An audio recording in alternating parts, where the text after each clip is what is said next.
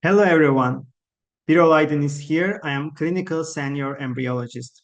Today I'm excited to share with you the potential of M1 metaphase 1, M2 metaphase 2 and GV immature oocytes, the possibility of using for mitochondrial donation.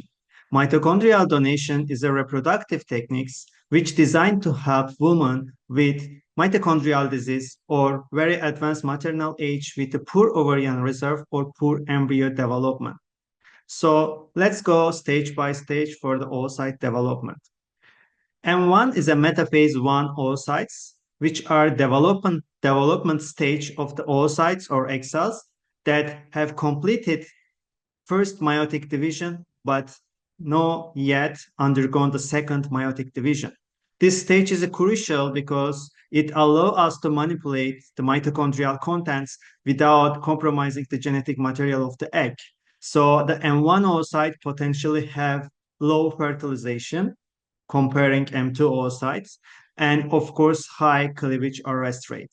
But actively, still that either for spindle detection, either for possible fertilization, for advanced maternal age, we are trying to use M1 metaphase 1 oocytes.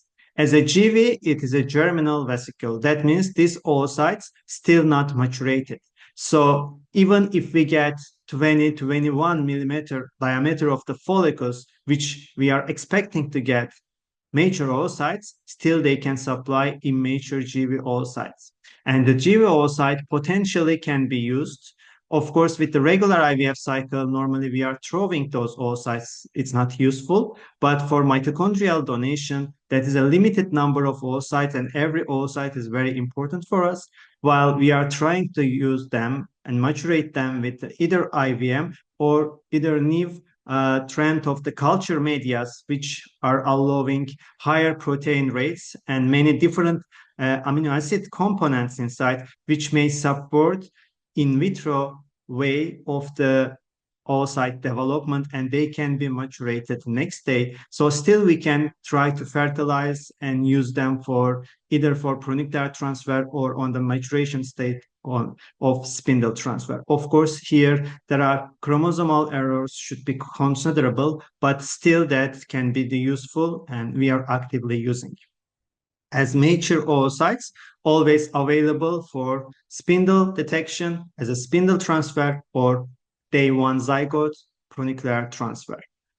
When we talk about the mitochondrial donation, of course, we are addressing the issue of mitochondria, which are often referred to as a powerhouse of the cells. So that means the mitochondria can produce high level of ATP energy, and those energy we can transport it with the calcium channels by the helping of the calcium directed to pronuclear part or DNA part, let's say.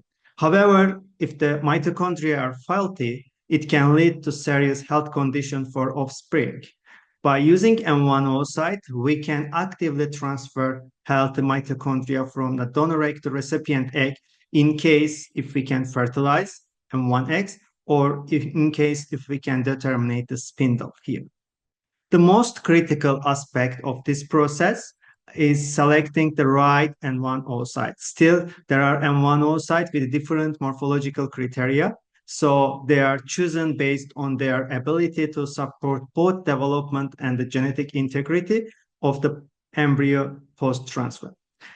Once we successfully incorporate the donor mitochondria into the recipient oocyte, we then proceed with the fertilization. This process maximizes the chances of a healthy embryo that carries the nuclear DNA of the intended parents, while inherited the healthy mitochondrial DNA from the donor. So that means donor has a healthy mitochondria, but the patient has weak mitochondria which cannot supply enough energy, but still we can use the patient pronucleus, that means the patient nuclear DNA, and to transfer into the active mitochondrial donor eggs. So that will allow us still from the different stage of the oocytes or different stage of the either zygote, either egg cells. So to get the potential embryo development on the day 5 or day 6 stage.